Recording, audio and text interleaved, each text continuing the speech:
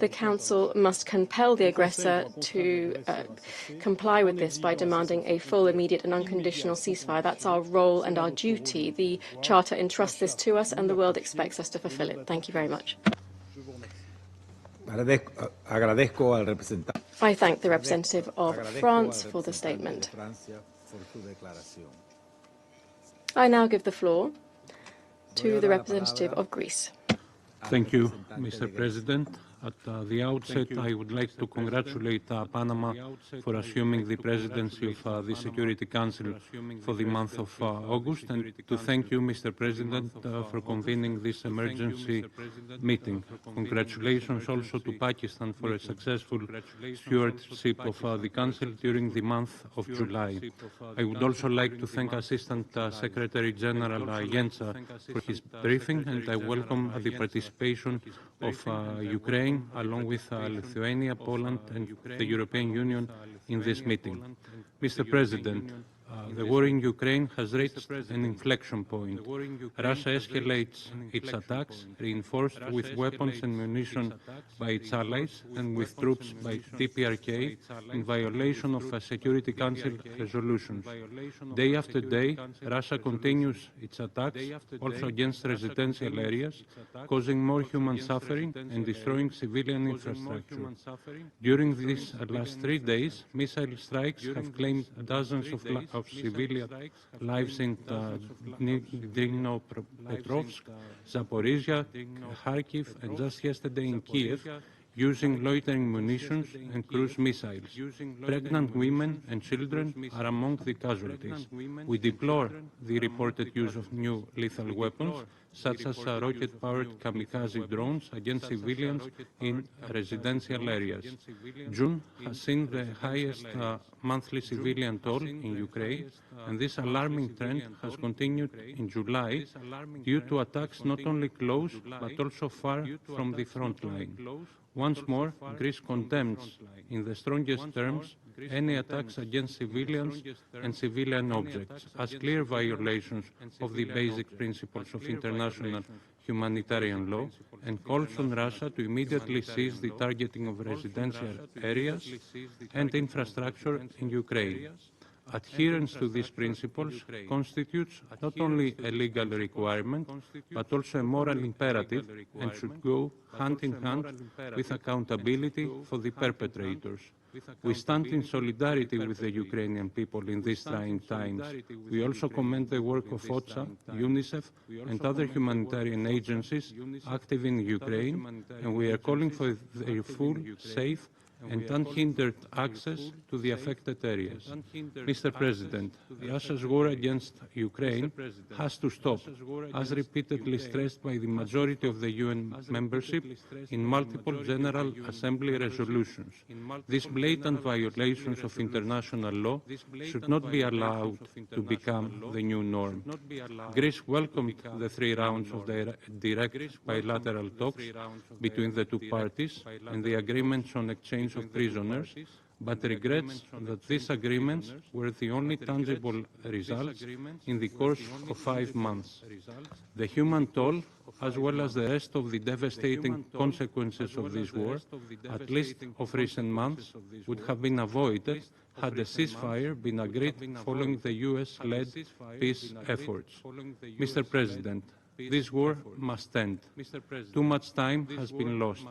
We repeat the need for a full, immediate and unconditional ceasefire without further delay as the first step towards a comprehensive, just and lasting peace in line with international law and the UN Charter, and in full respect of its most fundamental principles, sovereignty, political independence, and territorial integrity of all states. I thank you.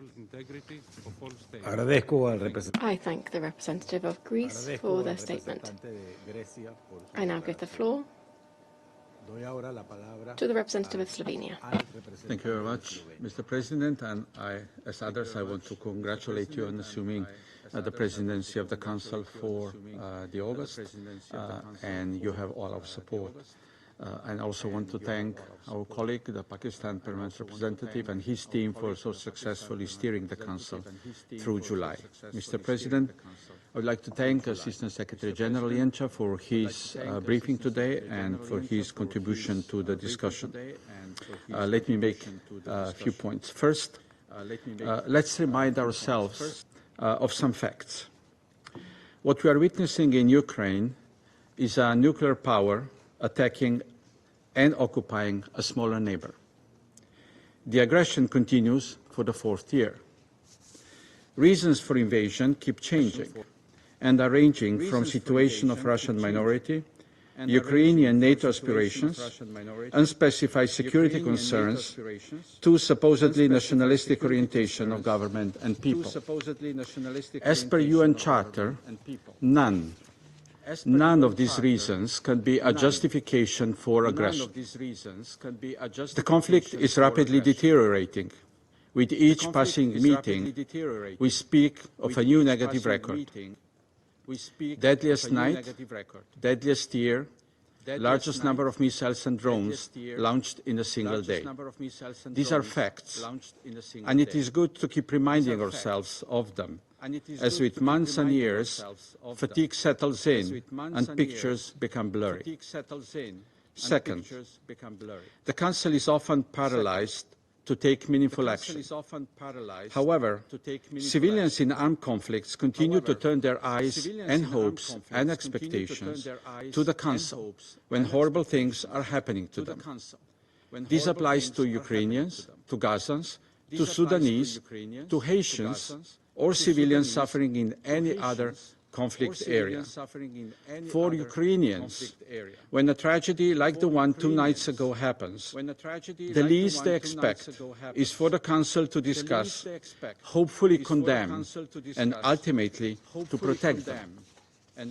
Third, even if we have different views on path to peace in Ukraine, we need to exchange views and arguments in order to hopefully one day start hearing each other and finding a needle of solution in a haystack of arguments, to find a way forward to stop suffering of civilians.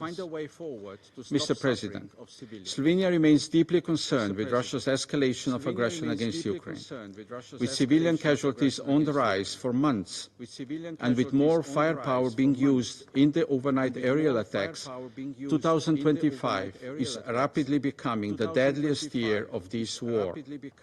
Instead of engaging on a path to peace, Russian Federation is increasing its pressure on Ukrainian civilians.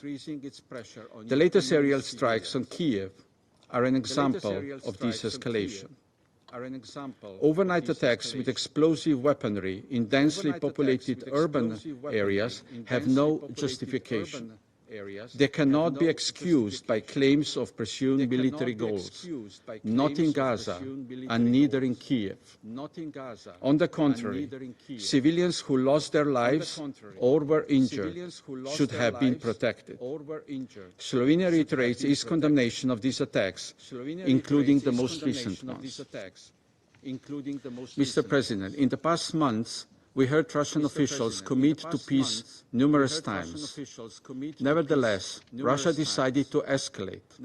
Its attacks, including the most recent ones, cast serious doubt on Russia's willingness to walk the path towards peace in Ukraine. Mr. President, at the beginning of this year, the Council has called for a lasting peace between Russia and Ukraine. 14 of us keep calling for a ceasefire. Still, after months, tangible results are lacking. We need a decisive next step to stop the bloodshed, to stop the destruction. We need a ceasefire, and we need it now. Thank you. I thank the representative of Slovenia for the statement. I now give the floor to the representative of the United Kingdom.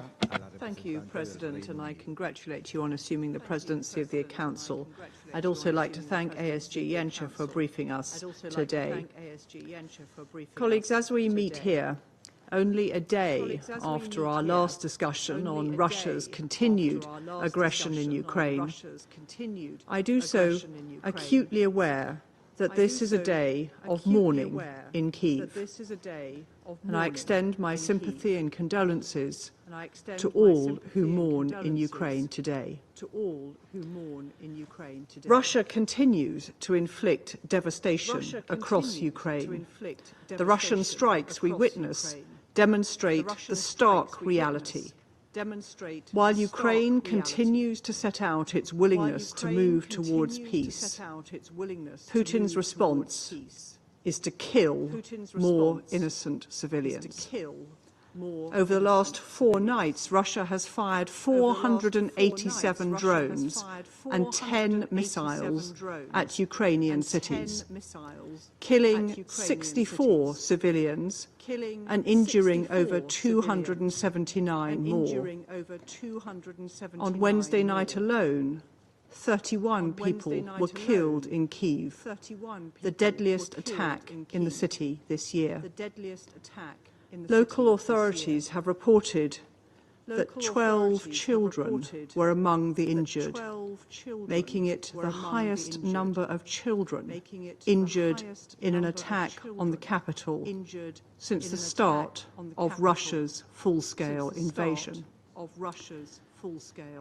Every meeting we have on Ukraine, we hear more heartbreaking stories about civilian deaths, including the tragic killing of a 6-year-old boy on Wednesday night and the hospitalization of at least 9 other children. Russia is unmoved by this. We are not. These are not just numbers.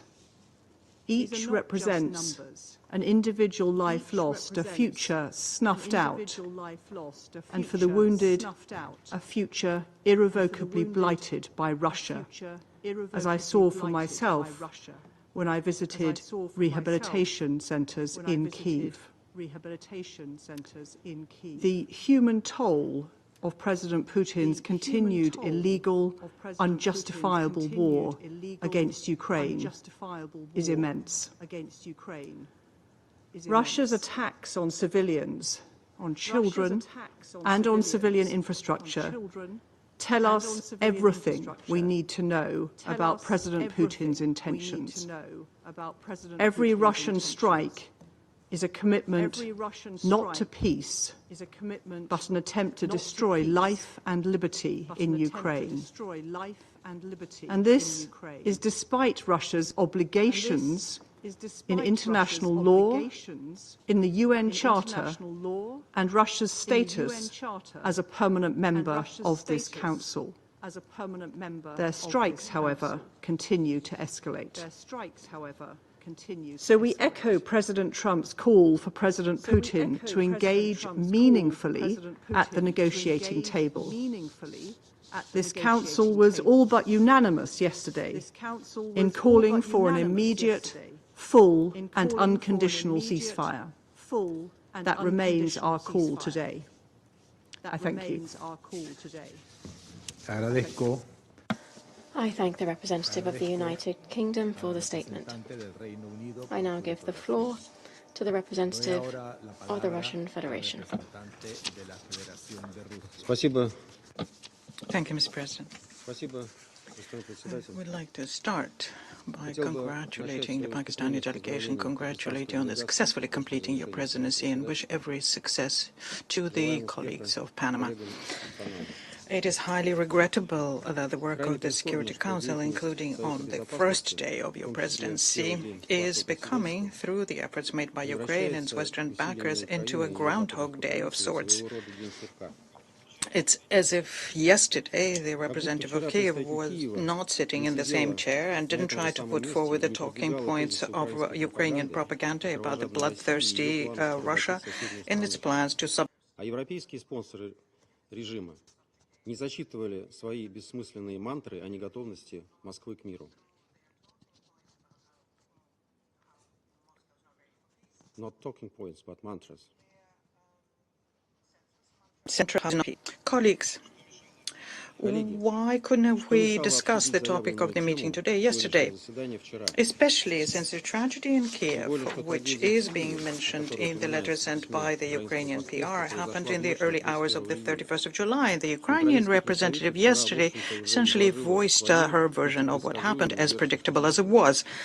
Does the Council accept such an inept waste of its time and resources on other issues on its agenda? Imagine that we had a situation on the country situation and then decided that we had forgotten to discuss one aspect and then reconvened on the next day to discuss that. We think that such an approach of the Western sponsors of the Kiev regime is irresponsible, unacceptable, and seriously undermining the credibility of the Council and its ability to tackle with indeed urgent crises. And they have the temerity of accusing my country of wasting the working time of Security Council members. Furthermore, when they condone the attempts of the Kiev regime to separate the discussions of the Ukrainian crisis into right discussions and wrong discussions, the Western delegations do show the very same wish to undermine the efforts for peace in Ukraine, which we describe in our statements, including my statements yesterday. Mr. President, if we go back to the formal reason for the convening of the meeting today, well, in the early hours of the 31st of July, the armed forces of Russia, pursuing the goal of demilitarizing Ukraine, did indeed deliver a group strike using long-range, high-precision weapons and UAVs on military-industrial facilities of Ukraine, including a military airfield, ammunition depots, stocks of missiles and UAV components. All of the intended military targets were hit. And let me underscore once again, we're talking about objects which are related to the Ukrainian military potential. And this was confirmed by the videos by Ukrainian users in social networks, which show very clearly the secondary explosion of ammunitions at the objects we hit, some of which were deployed in civilian sector in violation of the IHL. On the other hand, our armed forces, as was the case before, were acting in strict compliance with international humanitarian law and were not targeting civilian objects. When it comes to striking the residential building in Kiev and the deaths of civilians, well, the military experts who analyzed the videos which exist concurred on the only reason for the tragedy. As was the case previously as well, the reason is the criminal deployment of the Ukrainian air defense in dense urban areas and the unskilled way of guiding them. During this special military operation, we have received numerous confirmation of the fact that Ukrainian air defense missiles are the main danger for the civilians of this country, and the Ukrainians know that very much, and they openly comment on this. If the armed forces of Ukraine did comply with the IHL, then we would have been able to avoid such tragedies. And the civilian population of Ukraine is not suffering from direct Russian strikes. But the expired princeling in Kiev is not interested in easing the plight and suffering of his civilians, but rather in presenting such situations provoked by him into present them as intentional Russian strikes. His only goal here is to save his own hide and convince his sponsors to continue financial and military support to his agonizing dictatorial and corrupt regime. The abuse of the Security Council meetings so as to shift the responsibility for the death of his own citizens is a favorite trick of Ukrainian state propaganda. It is not a coincidence, and many have noted that the most high-impact tragedies miraculously coincide with the eve or the time of the visit of the Kiev clique abroad, when he needs to get the pity from yet another country or cage another tranche of military or financial assistance. What's left outside here is the fact that the Ukrainians themselves launch several hundreds of UAVs against our country daily, intentionally trying to strike civilian objects in their futile attempts to sow panic and undermine the stability of my country. Last week alone, as a result of that, 155 civilians were injured, two-thirds of them because of drone strikes. The highest number of victims were in Belgorod, Kherson, Zaporozhye Oblast, and the Krasnodar region. The Ukrainians are deliberately targeting the places where civilians are congregate, residential buildings, public transport, and emergency services. For example, as a result of a UAV strike against an ambulance in the Pologo region in Zaporozhye Oblast, the driver of the ambulance died, and the paramedic and the nurse there were injured. In Golopristan district of Kherson Oblast, 3 civilians died, and 5 were injured because of a drone attack on a civilian bus. All of these facts are carefully ignored by Kiev and his backers, as we have been able to see very well today. And what is being done by secretariat staff from relevant agencies is also disingenuous, because they pretend they don't know nothing about this, or they say that it's impossible to verify the information about Ukrainian crimes. All of this is obviously a strike undermining credibility of the UN. Mr. President, in conclusion, let me underscore yet once again that we are not against discussing the Ukrainian crisis in the Council. We're against making the tragedy of the Ukrainians who became hostages of the Zelensky regime and his maniacal will to sacrifice them on the altar of geopolitical interests, that it be exploited in the Council for political reasons. It's disrespectful and indifferent to the suffering of thousands of people who are dying and suffering in other areas of the world, and Western members of Security Council are in no hurry to ask for meetings on that. I'd like to believe that reasonable Security Council and international community members with good sense will support us in this. I thank you. I thank the representative of the Russian Federation for the statement. I now give the floor to the representative of Pakistan. Mr. President, allow me to begin by congratulating you and Panama on assuming the presidency of the Council for the month of August. We are confident that under your able and astute stewardship, our deliberations will be most productive this month. And to this end, I would like to assure you of my delegation's full support. I would also like to thank ASG Jansha for his detailed briefing. President, Pakistan has repeatedly expressed its deep concerns on the continuing hostilities and the devastating consequences of this protracted conflict, which is now into its 4th year, particularly the humanitarian toll. The recent escalation in fighting resulting in loss of innocent lives is both tragic and deplorable.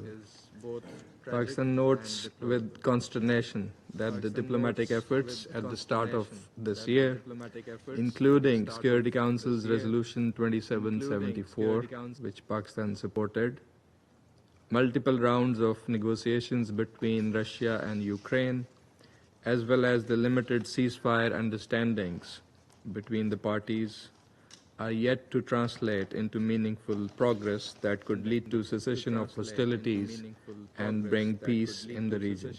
On the contrary, the recent surge in violence and hostilities seem to have dented the earlier peace efforts, and the glimmer of hope that these nascent diplomatic initiatives had produced. While prisoner exchanges and talks in Istanbul are a welcome development, the ongoing violence, death and destruction continue to cast a shadow over the peace efforts. President, Pakistan reiterates the following urgent imperatives. First, the protection of civilians is a must. International humanitarian law is clear. It must be upheld unconditionally. Targeting of civilians and civilian infrastructure cannot be justified. Second, the pursuit of military means to resolve this conflict would only lead to a dead end and will only deepen the suffering of people affected by this conflict. Sustainable peace demands de-escalation, ceasefire, and unwavering commitment to dialogue. Third, the commitment to peace specifically expressed in Resolution 2744 and reinforced in general by Resolution 2788 is the only viable path forward. The ongoing peace talks must translate into tangible progress, and steps such as prisoner swaps should build mutual trust and confidence and catalyze broader political negotiations aimed at ending this conflict. Mr. President, Pakistan has been a consistent advocate for peace.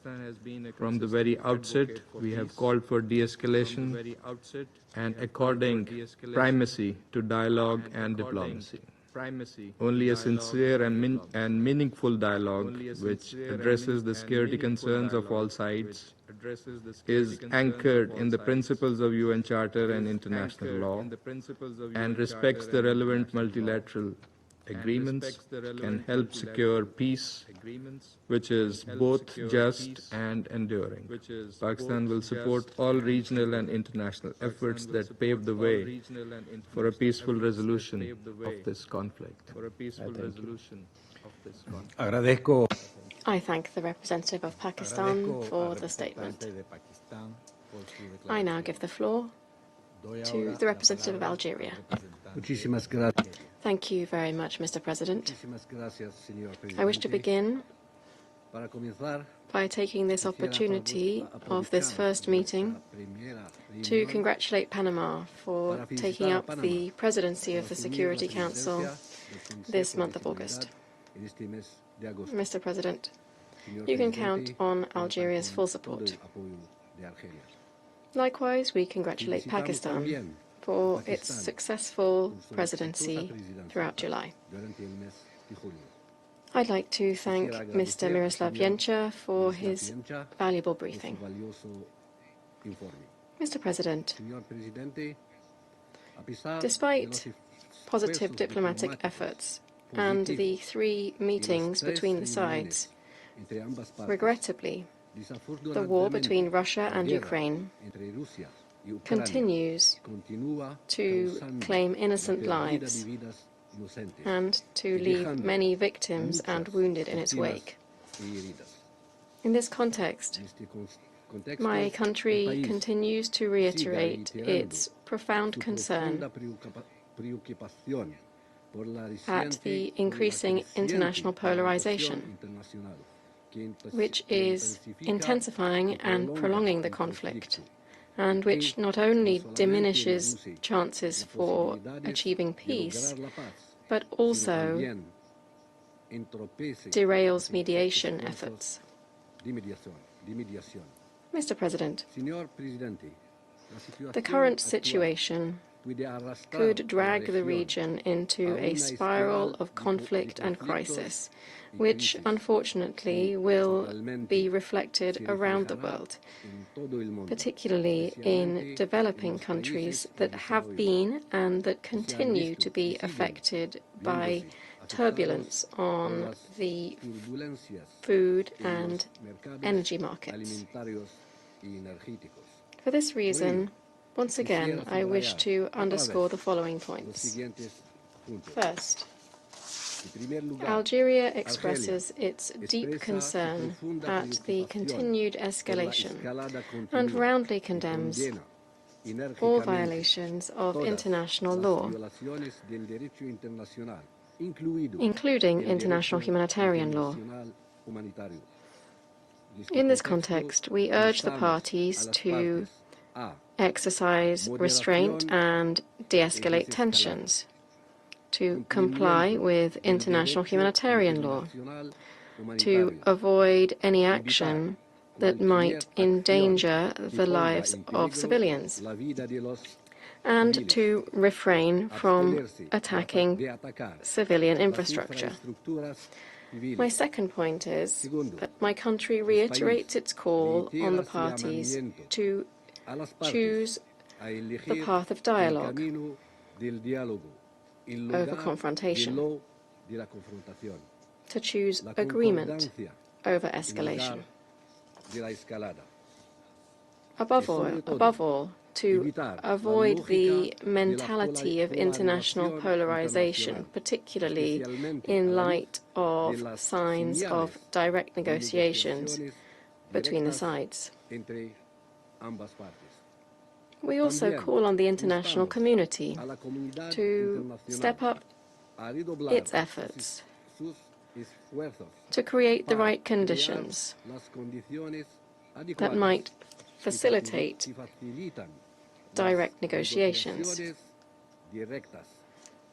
bring positions closer together, and enable the achievement of an alignment of views to ease the escalation and to resolve the conflict between the parties. To conclude, Mr. President, Algeria reiterates its steadfast commitment to support all diplomatic efforts aimed at achieving a cessation of the war and a fair, lasting and comprehensive peace based on the principles and purposes of the United Nations Charter, and bearing in mind the legitimate security concerns of the parties. Thank you, President. I thank the representative of Algeria for that statement that he delivered in perfect Spanish. I now give the floor to the representative of Sierra Leone. Thank you, Mr. President. At the outset, I wish to warmly congratulate the Republic of Panama on assuming the presidency of the Security Council for the month of August. We have every confidence in your able leadership to guide the Council's work during the critical period and assure you Australians full support and cooperation. I also take this opportunity to commend the Islamic Republic of Pakistan for its highly successful and productive presidency in July. Under Pakistan's leadership and meaningful initiatives, the Council adopted outcomes that strengthen our collective efforts to maintain international peace and security. We value their contribution and look forward to building on that momentum. I thank Assistant Secretary General Yencha for the sobering update on the worsening situation in Ukraine. I also welcome the participation of Ukraine, Lithuania, Poland, and the EU in this meeting. In just a matter of days, this Council has been convened for the second time to address the ongoing conflict between the Russian Federation and Ukraine, a conflict that 3.5 years on continues to exert a devastating toll on civilians. Sierra Leone once again underscores the urgent need for an immediate cessation of hostilities and calls on all parties to engage in good faith diplomatic dialogue as the only pathway to a sustainable political solution. As we heard again today, the intensified use of long-range missiles and drones in heavily populated urban areas continues to cause tragic civilian casualties, including among the most vulnerable, children. We take note of the letter from the permanent representative of Ukraine reporting a massive area attack by Russian forces on the city of Kyiv on the night of 31st July 2025. According to credible reports, at least 13 people lost their lives and 130 others were injured.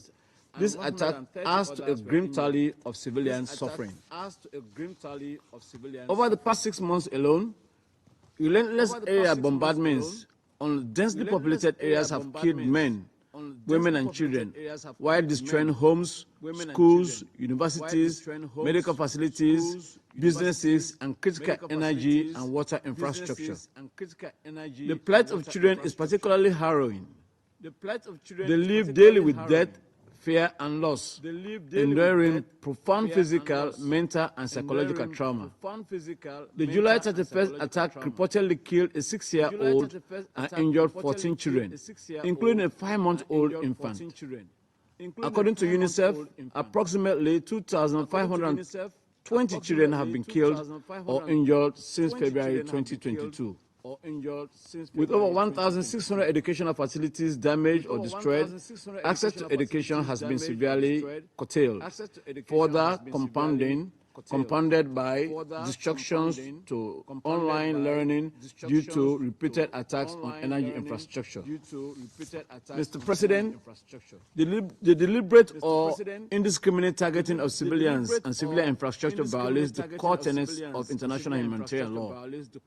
Sierra Leone reiterates its call on all parties to respect their obligations under international humanitarian and human rights law. The principles of proportionality, precaution and distinction must be fully observed. We urge the parties to refrain from conducting military operations in and around civilian infrastructure, including energy, water and sanitation systems, health facilities and schools.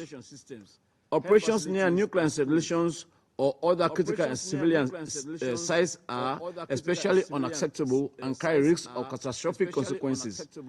Hospitals and schools must never be used for military purposes. With approximately 12.7 million people in Ukraine in need of some form of humanitarian assistance, Sierra Leone calls for the safe, sustained, and unhindered delivery of humanitarian aid, including to hard-to-reach areas and those close to the front lines. The international community must continue to support the humanitarian response plan for Ukraine and other efforts to facilitate the country's recovery and reconstruction. After nearly 4 years of conflict, it is evident that the legitimate concerns of the parties cannot be resolved on the battlefield. Sierra Leone therefore renews its call for all sides to engage in good faith negotiations towards an immediate ceasefire as a first step towards a comprehensive and lasting peace. Finally, we reaffirm our unwavering support for the sovereignty, unity, and territorial integrity of Ukraine within its internationally recognized borders. I thank you. I thank the representative of Sierra Leone for the statement. I now give the floor to the representative of the Republic of Korea. Thank you, President. At the outset, I'd like to join others in commending Pakistan for its excellent leadership in the Council last month and then congratulating the Republic of Panama on assuming the presidency for the month of August. We promise you, Mr. President, our full support. I also thank the ASG Genca for the sobering briefing and welcome the representatives of the Ukraine, Lithuania, Poland, and EU to this meeting. Mr. President, we find ourselves here once again to discuss the most recent horrific attack against the civilians and civilian infrastructure in Ukraine. Today represents our third meeting in a little more over a week since the Council convened to urgently call for a cessation of the hostilities in Ukraine. Sadly, these principled calls are not being heeded, and we continue to bear witness to the bloody escalatory attacks by the Russian Federation, increasing its large-scale drone and missile strikes on civilian targets.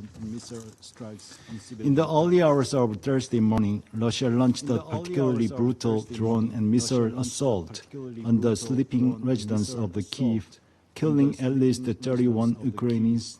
5 of them are children, including a 6-year-old boy and his mother, and injuring over 200 others, among them scores of children.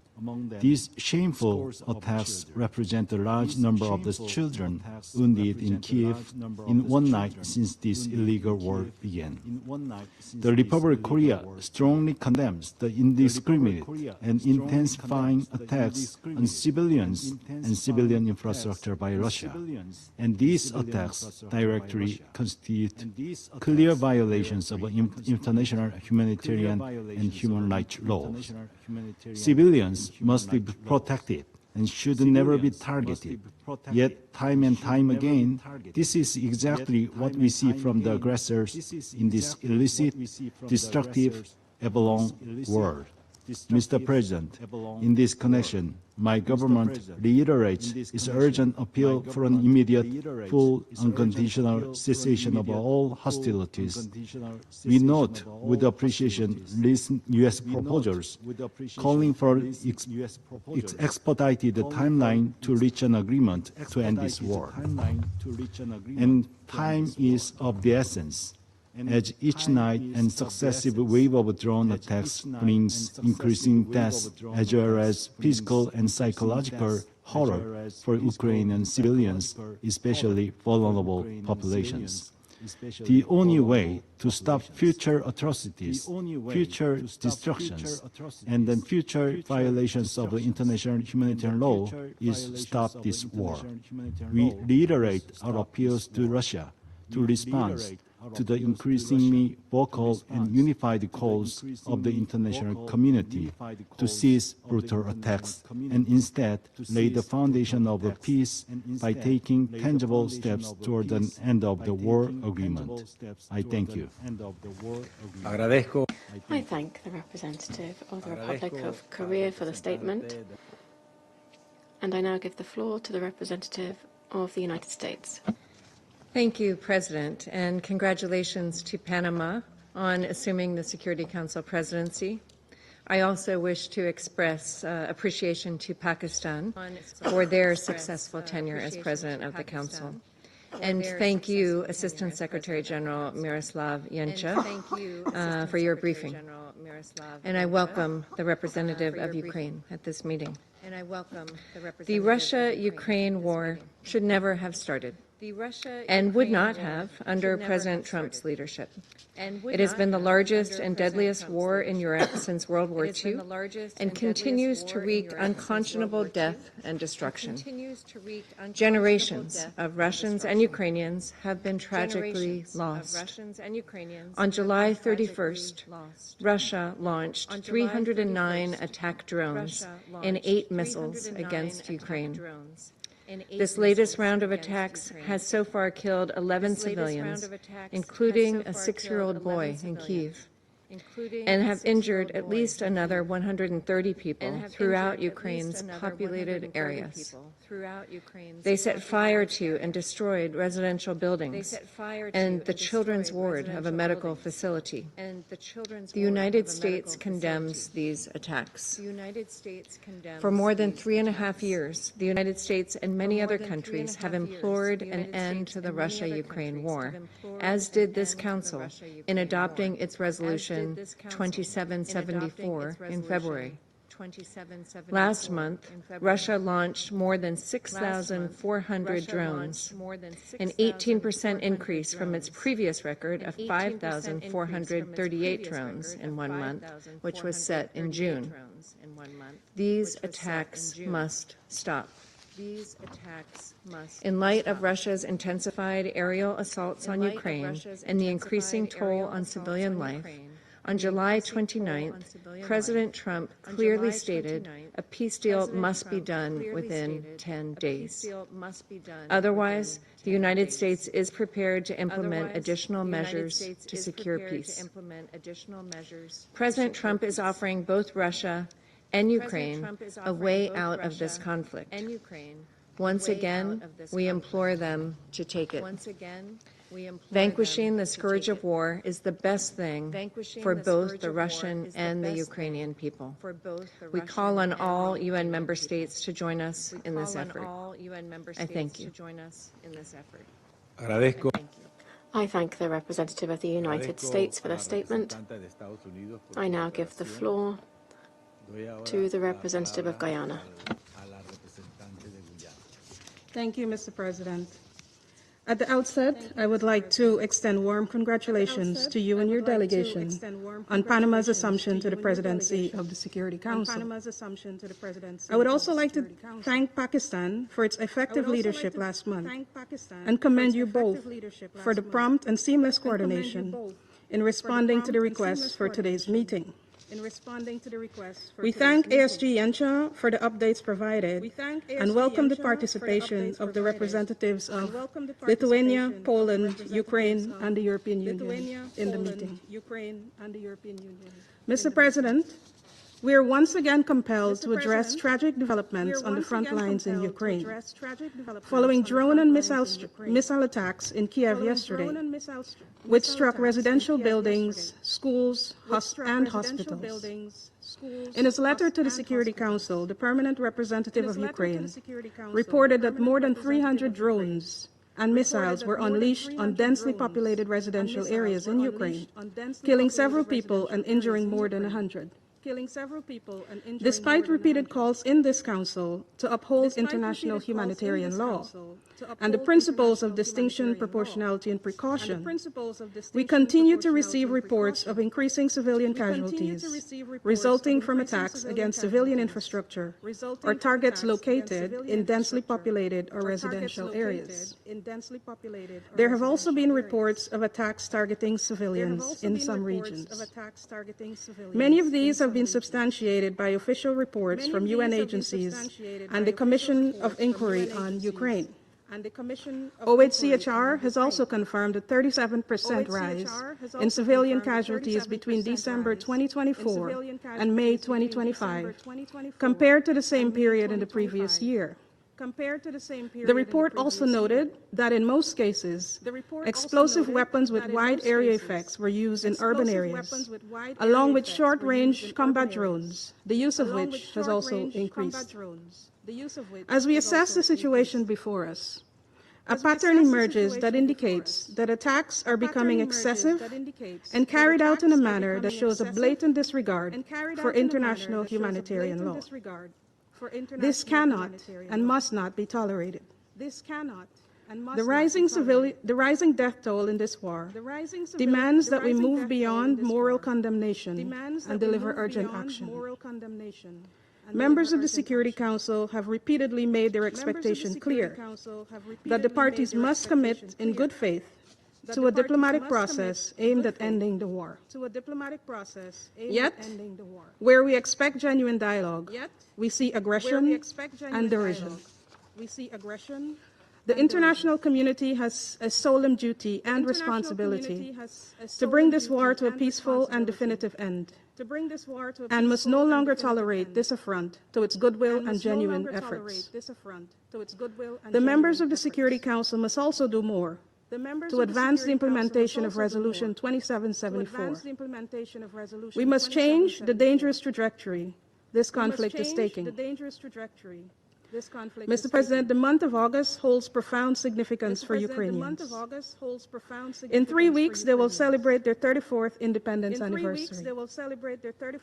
An occasion that is meant to be a time of celebration and reflection, and one where they reaffirm their right as a nation to freely determine their political status and pursue economic, social, and cultural development without external interference.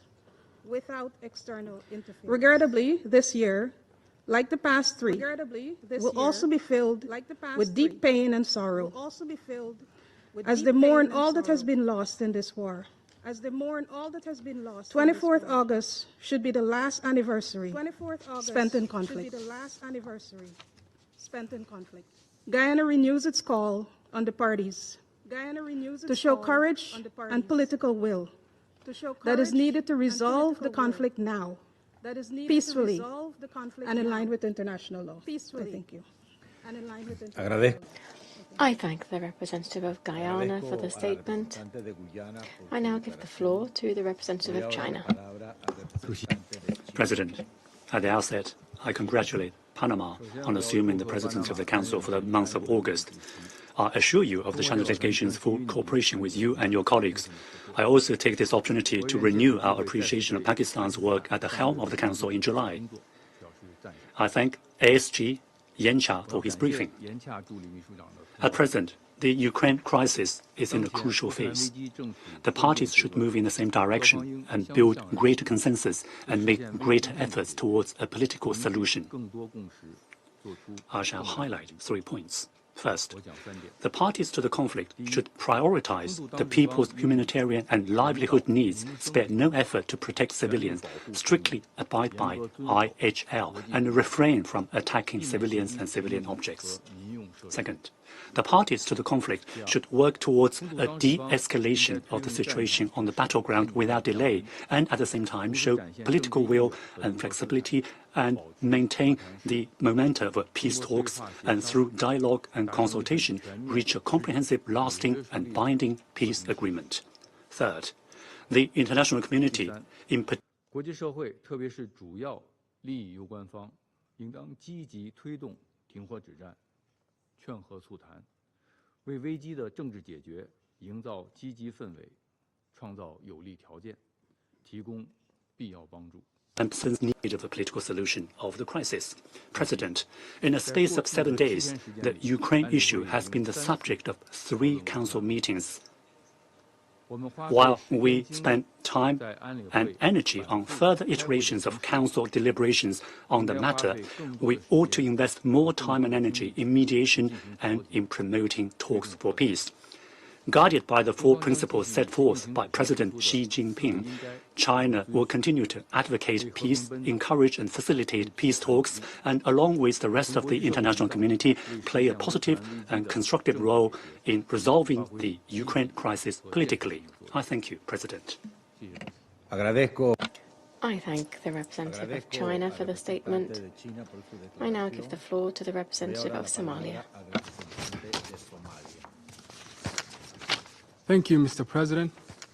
Mr. President, allow me to once again congratulate you and Panama as you take the presidency for the month of August. You can count on my delegation's full support. I wish to express my appreciation to ASG Jenka for his thorough and sobering briefing. My delegation remains gravely concerned by the continued deterioration of the humanitarian and security situation in Ukraine. The latest developments only reinforce the urgency and complexity of the crisis. We are deeply troubled by the ongoing escalation of attacks impacting civilian and essential civilian infrastructure. The protection of civilians and critical infrastructure are obligations enshrined in international law. We reiterate that all parties to the conflict must respect and uphold these principles without exception. We remain convinced that there can be no military solution to this conflict. Continued hostilities serve only to prolong suffering and further diminish prospects for sustainable peace. Dialogue and diplomacy are the sole means to bring an end to this long-standing conflict and achieve sustainable peace. We take note on the ongoing discussion in Istanbul between the Russian Federation and Ukraine concerning the exchange of prisoners of war. While these negotiations are not without challenges, they represent a constructive step on the humanitarian track. We emphasize the important role of the international community in supporting diplomatic initiatives and foster conditions conducive to peaceful settlement. Any durable resolution will require compromise, confidence-building measures, and genuine commitment to dialogue. We call upon all parties to exercise restraint, recommit to diplomatic efforts, and work toward an immediate and comprehensive ceasefire. In closing, Mr. President, our delegation reaffirms its unwavering support for all efforts aimed at addressing the root causes of the conflict and achieving just and lasting peace in accordance with the United Nations Charter. The people of Ukraine and all those affected by this crisis deserve a future founded upon peace, security, and dignity. I thank you. I thank the representative of Somalia for the statement. I shall now make a statement in my capacity as the representative of Panama. Panama is grateful for the detailed update provided by the Assistant Secretary General Miroslav Jenča, which sheds light on recent events that are regrettable in this conflict. In turn, we also acknowledge the presence of the delegations joining us today. Members of the Council, over the past 7 days, this Council has already met on 3 occasions to address, under various agenda items and at the request of different parties, the situation in Ukraine. This reality, while it may reflect the serious nature of the situation on the ground, prevents member states of the Council from addressing the facts with the foresight and responsibility that they warrant. Panama notes with concern that this Council, entrusted as the principal guarantor of international peace and security, is dedicating considerable time and resources to constantly debating certain issues without these debates translating into effective decisions or actions. This practice, however well-intentioned it may be, risks leading to dangerous institutional paralysis. The United Nations has, over decades, through effort, sacrifice, principles, and consensus, built a normative framework aimed at protecting civilians. This legal framework, enshrined in international humanitarian law, represents not only a legal obligation, but also an ethical imperative that should unite all member states.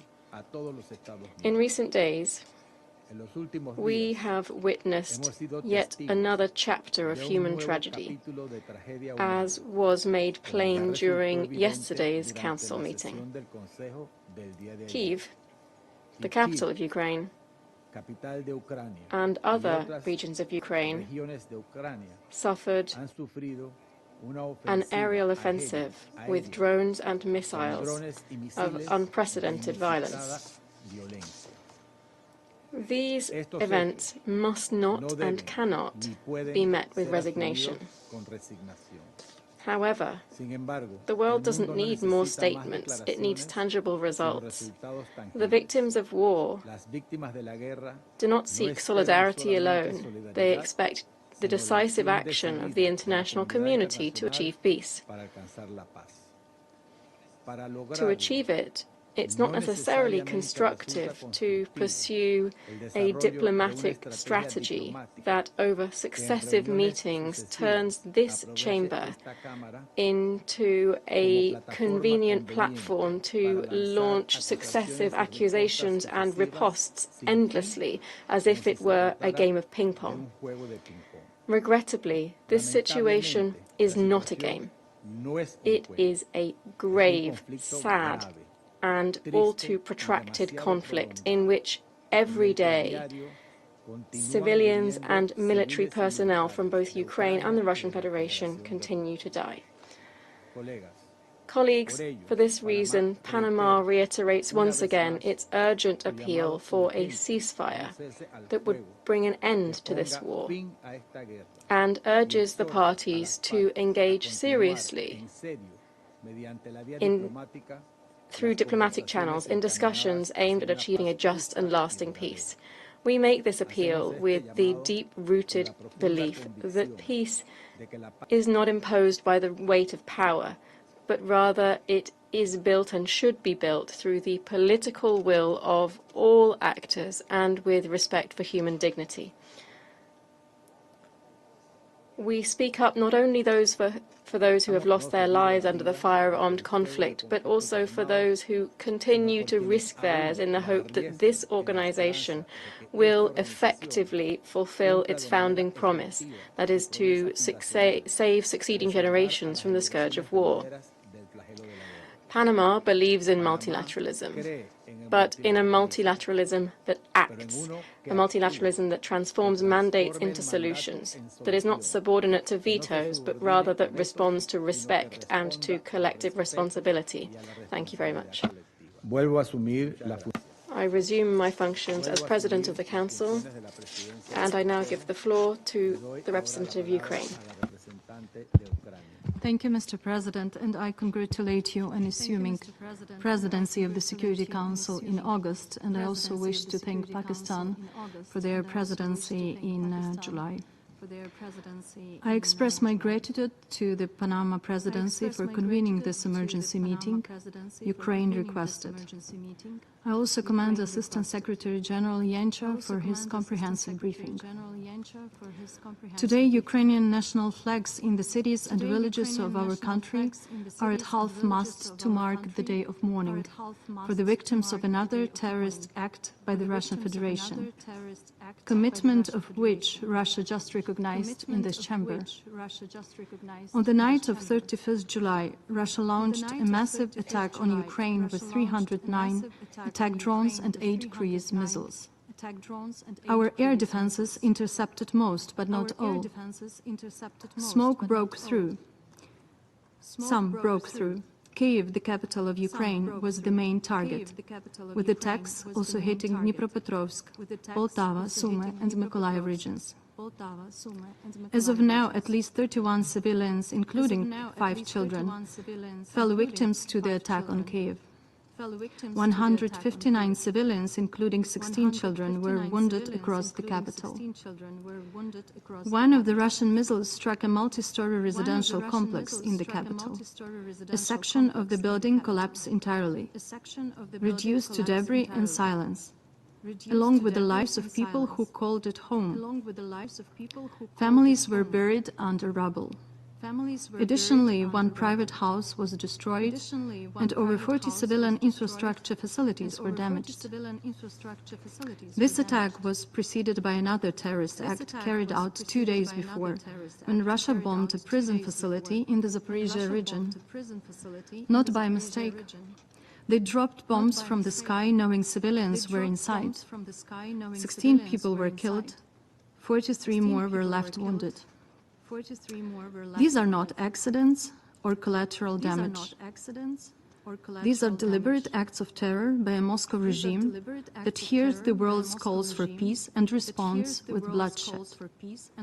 Once again, the world witnessed Russia's response to our desire for peace, shared with the United States and Europe, with new killings and more destroyed homes.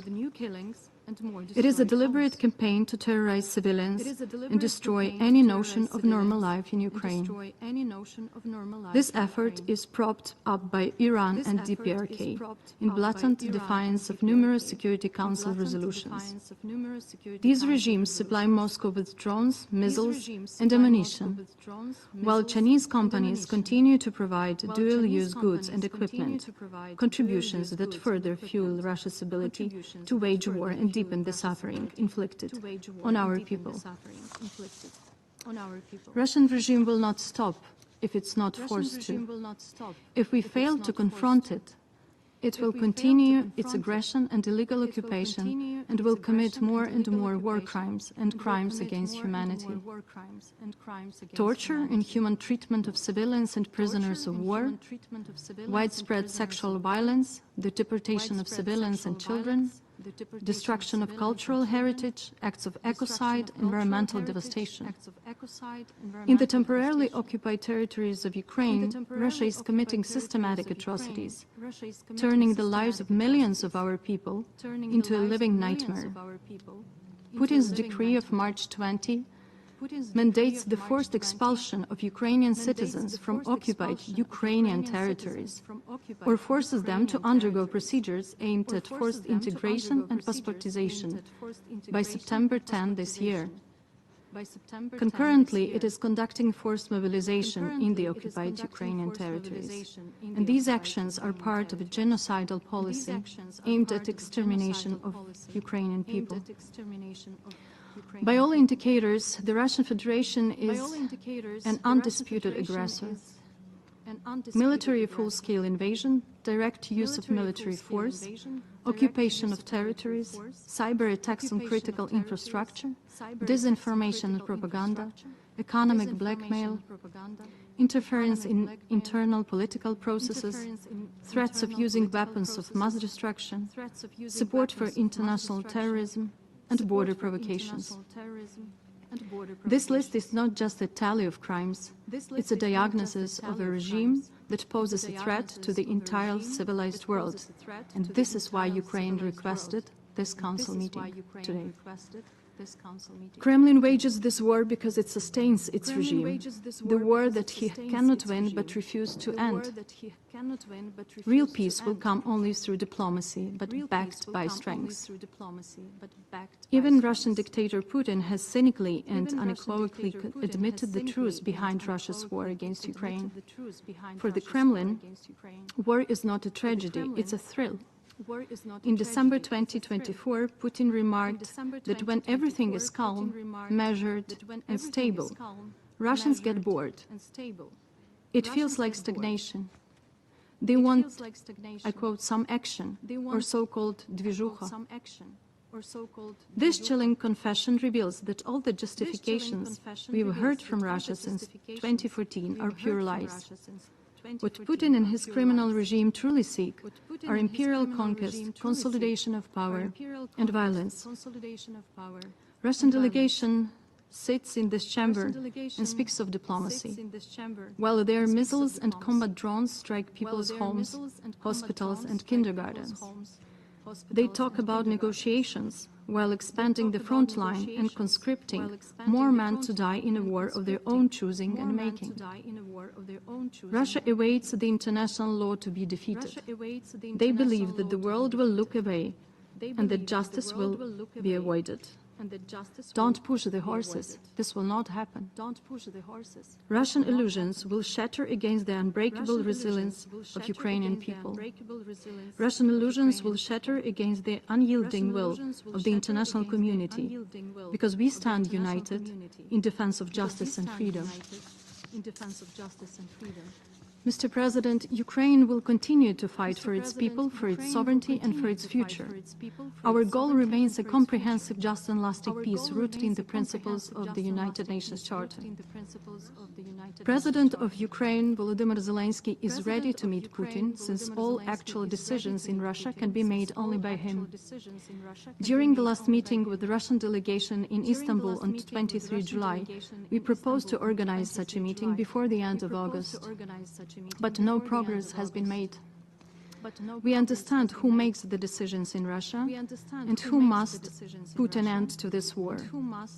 The world understands this as well. Ukraine calls for moving beyond public statements and technical level discussions to direct talks between leaders.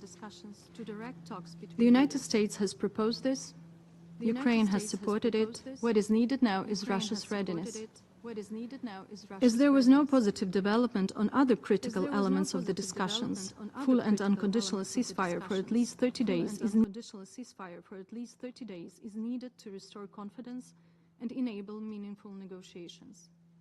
Although this latest round of Istanbul talks yielded certain results in the humanitarian sphere, particularly concerning the exchange of prisoners, Russia shows no serious intention for a genuine peace. Kremlin's aim is to create an illusion of the diplomatic process, to delay sanctions and buy time in order to occupy more territory. By doing this, while also shelling and bombing Ukrainian civilians, Putin sends a signal of disrespect to all who are committed to end the killings. That is why we reiterate our call on the members of this Council to adopt resolution demanding a full, immediate and unconditional ceasefire between the Russian Federation and Ukraine. The world counts on the strength of your voice and urgent decisiveness of your action in bringing this war to an end. As we said yesterday, peace will not come through appeasement. It will come through unity, resolve and justice. The cost of inaction is too high. Delay only emboldens the aggressor. Therefore, in addition to the above, Ukraine calls for immediate and full synchronization and expansion of all sanctions targeting Russia's war machine, unconditional and total embargo on the exports of dual-use goods and technologies to Russia that are used in production of missiles and drones, decisive coordinated action to completely block all financial flows from the sale of Russian energy resources, which are the main source of funding for this war. Strict measures against Russia's shadow fleet and companies involved in the illegal export of Ukrainian grain. Immediate release of all Ukrainian civilian hostages and prisoners of war, as well as the return of forcibly deported Ukrainian children. Let's be clear. Russia's war of annihilation demands not only a condemnation, but also a collective stand, coordinated, sustained, and rooted in the principles that define the United Nations. And the time has come for all to act accordingly, without delay. Thank you. I thank the representative of Ukraine for the statement. I give the floor to the representative of Lithuania. Thank you, Mr. President. I have the honor to speak on behalf of the Baltic states, Estonia, Latvia, and my own country, Lithuania. We also align ourselves with the statement by the European Union. We are grateful to the Presidency of Panama for calling this timely meeting today. We also thank Assistant Secretary General Miroslav Jenča for his briefing and the UN's continued substantive reporting on unbearable human suffering and civilian casualties in Ukraine caused by Russia's ongoing attacks on Ukrainian cities. The Baltic states reiterated their full support to the UN and its agencies' humanitarian work and assistance provided to Ukraine. Mr. President, the international community must not wait to condemn Russia's cruelty. We cannot afford silence nor fatigue, neither in the region nor here at the Global Forum of Nations. If the aggressor is not stopped now, we will face the further escalation, which will destabilize the global peace and security. Mr. President, in the series of recent massive Russia's attacks on the night of July 31st, Kiev has witnessed yet another large-scale brutal onslaught, targeting innocent civilians, where the number of killed has already reached 31, including 5 children. Numbers of dead and injured are likely to grow as rescuers work day and night searching for trapped people in the rubble of the destroyed residential buildings. We also express our strong concern regarding recent attacks against the near Ukraine's nuclear energy infrastructure. We call on Russia to halt such dangerous attacks, which are also prohibited under international humanitarian law. The international community, through multiple UN General Assembly resolutions, has repeatedly condemned Russia's war of aggression against Ukraine and demanded to end it. The resolution adopted by this Council in February urged lasting peace, but Russia is flatly rejecting all appeals to stop its aggression. On the contrary, we are witnessing intensive escalation of attacks against civilians and civilian infrastructure in Ukraine, including residential buildings, educational, religious, medical and detention facilities, as well as evacuation infrastructure. Once again, Russia demonstrates that it does not want peace, but rather a complete subjugation and annihilation of Ukraine. The Baltic states reiterate their full support to US President Donald Trump's call on Russia to immediately agree to a ceasefire. However, instead of seeking a diplomatic solution, the Russian representatives keep making cynical statements justifying Kremlin's intention to continue this brutal war of aggression in pursuit of its imperial neocolonial ambitions. Mr. President, no one wants an end to this war more than Ukrainians. A full and unconditional ceasefire is the first step prior to any real negotiations. Ukraine already committed to it. It's now for Russia to reciprocate. All nations that seek peace and support the rule of international law, including the Charter of the United Nations, must stand in unity to support Ukraine's struggle for liberty and justice. Ukraine is defending the values and security of us all. Russia must be held accountable for every day of its continued aggression and for every innocent death brought about by its aggression. We would like to call on those supporting Russia's war effort by providing military, economic, technological or diplomatic assistance to consider the broader costs. Any support to the aggressor enables attacks such as these on civilian and civilian infrastructure and contribute to the destabilizing global peace and security. The Security Council must take a decision demanding Russia's immediate compliance with its obligations under the international law. The responsibility and the consequences for war crimes committed in this war of aggression and for the crime of aggression itself must be ensured. The Baltic states reaffirm their strong commitment to the Ukraine's sovereignty, independence and territorial integrity, and we will support Ukraine with whatever it takes to achieve a comprehensive, just and lasting peace based on international law, including the UN Charter. I thank you.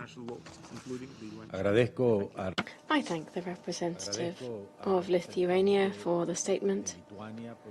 I now give the floor to the representative of Poland. Senor President, let me begin by thanking you for convening this important session on the very first day of your presidency of the Council, which we congratulate you assuming of, and SSG Liencza for his briefing. Poland welcomes the opportunity to address the Council on this cardinal subject. Today's briefing marks another meeting on Ukraine in just a few days. It reflects both the momentum of international engagement and the extent of Russia's determination to continue this brutal war against the people of Ukraine. The distorted Russian narrative about this aggression and the dissemination of disinformation, which we heard again today, and especially yesterday in this chamber, will not wash away Russia's responsibility for its atrocities. It will not undermine the facts about the nature of this war. And it will not divert us from our goal, peace in Ukraine, in our region, and in Europe. And we should never get fatigued by demanding peace for Ukraine. Mr. President, for over 1,200 days now, Russia has been defying international law and ignoring the will of the international community expressed in the numerous resolutions of this organization, including the Security Council, that call on Russia to stop its illegal and neo-colonial aggression against Ukraine. The intensity of Russia's air raids against Ukraine is growing tremendously, as we heard. The recent large-scale Russian missile and drone strikes on Kiev and other Ukrainian cities have again cost numerous civilians' lives. As we heard, yesterday's attack at dawn on Ukraine's capital resulted in 31 deaths, including children, and some 160 serious injuries, with scores more people hospitalized. Non-military objects were Russia's targets again. Residential buildings, including a multi-floor apartment block, hospitals and other civilian objects, were heavily damaged or completely destroyed, causing immense human suffering. The pain inflicted on civilians is unbearable and must end, especially for innocent Ukrainian children being killed, injured or kidnapped and taken to Russia. In this context, we remind that purposefully attacking civilians and civilian objects is a war crime and is an act of state terrorism. These attacks demonstrate yet again that Russia is not interested in ceasefire, let alone a durable peace. Despite public declarations of love towards peace, Moscow's actions speak louder than words. The bitter truth is obvious to the onlooker. Russia seeks to continue its unprovoked aggression, inflicting maximum harm on Ukraine's civilian population, while simulating talks as a ploy to buy more time and seize more territory.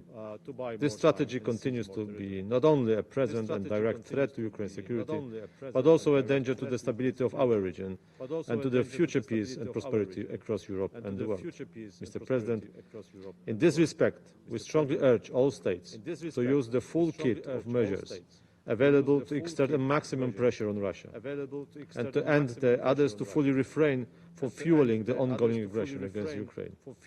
Moreover, we continue to call for holding Russia fully accountable for violations of international law, human rights, war crimes and crime of aggression at both state and individual levels.